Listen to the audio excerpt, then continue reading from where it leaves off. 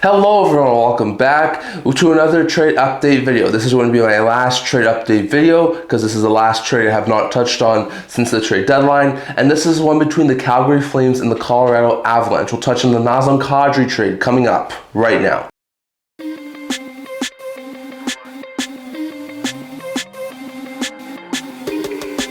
Hello everyone, welcome back to another end-to-end hockey trade update video. Once again, if you haven't already, leave a subscribe down below. It really does help with the channel, and we're trying to hit 650 in the next couple of weeks. So if you can, leave a subscribe. It really does help with the channel, and it's free to do. And on top of that, don't forget to check out my live stream that I did last week on trade deadline day, talking about all the trades that happened on trade deadline day. So if you want my raw reaction to all those trades on trade deadline day, go check it out. I think you'll really like it. But in today's video, we have a trade here between the Flames and the Avalanche. This is the last trade update video that I'm going to do. So the full trade was as follows. The Calgary Flames were trading $1.4 million or 20% of his contract, traded Kadri as well as a 2027 fourth round pick to the Colorado Avalanche in exchange for Victor Olofsson, prospect Maximilian Curran, as well as a 2028 first round pick and a 2027 second round pick, both with conditions. So a very interesting trade here. We'll start with the Avalanche side. At this point for the season, they all in. Like, they are the best team in the entire NHL, and they're trying to make a run for it. Now, I do believe teams win the President's Trophy, as in years past, won't get very far. So I still have my doubts about the Colorado Avalanche, and I still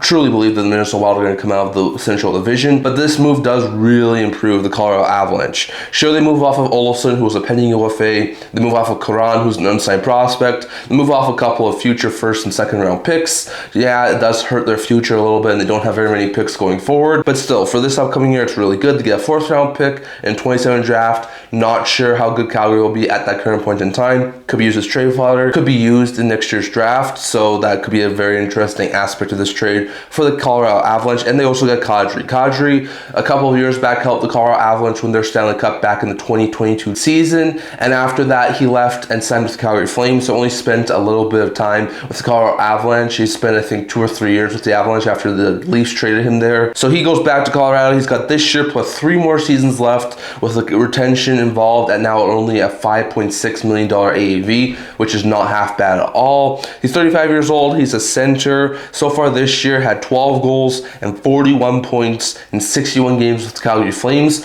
Also, since arriving in Colorado, since the trade deadline, he does have an assist in 2 NHL games with the Avalanche, so not half bad there. He did have a couple of really solid seasons in the Avalanche organization, including his career best season, putting up 28 goals and a career high 87 points during that cup run that the Colorado Avalanche had, where he was a fantastic 2C for the Colorado Avalanche. So the center group after the trade deadline for the Avalanche is insane. You've got McKinnon, Nelson, Kadri, and Waugh. Like, that is going to be an insane center group. So very interesting note there. I do think the Avalanche drastically improved because of this deal, and even though they did cost them a pretty big package, I do think that they get a huge amount better for this upcoming playoff push, and because he signed for a couple more years for the future as well. So very interesting note there. For the Flames, they get 4 pieces here. They get pending UFA Victor Olofsson. He's 30 years old. He's a left winger. He's on a 1-year deal, so there's a very likely chance he'll leave as a UFA in the offseason. He had 11 goals and 25 points in 60 games with the Avalanche, playing as like their third line left winger, but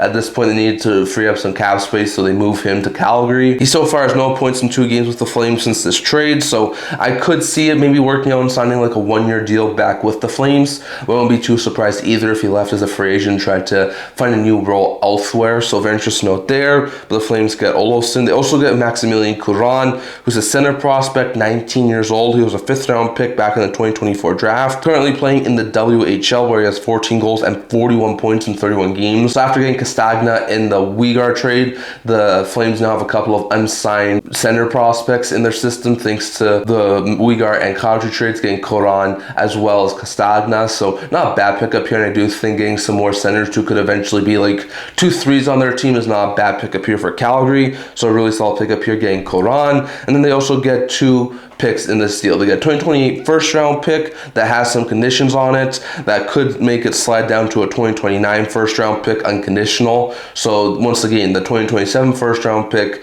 is in Toronto because of the Nick Waugh deal. So because of the protections on that, if some things happen with that pick, or if this pick, which I think is top 10 protected, ends up being in the top 10, it could slide to a 2029 first round pick. But either way, the Flames will get a 2028 or 2029 first round pick because of this deal. And they also get a 2027 second rounder. It is the better either of theirs or the Minnesota Wild. So the Avalanche currently own 2 second-round picks in the 2027 draft. That's their own and Minnesota's, and whichever one is the better of those two will be transferred to the Calgary Flames. So very interesting note there. So I do think that the Avalanche win this deal because getting Kadri for this playoff run is going to be so huge for that Colorado Avalanche team. But if they don't do very much this year in the playoffs, or if they're eliminated around 1 or 2, which is what I'm expecting, and Kadri doesn't do overly well in Colorado over the next couple of seasons, and the Flames hit home on their first round pick, on the second round pick, or use them as trade fodder to make some drastic improvements, and Curran turns into a really solid piece, maybe this is a deal that could work out for the Calgary Flames. So very interesting out there, but let you guys thoughts. Did the Avs win, the Flames win, or is this a win-win deal?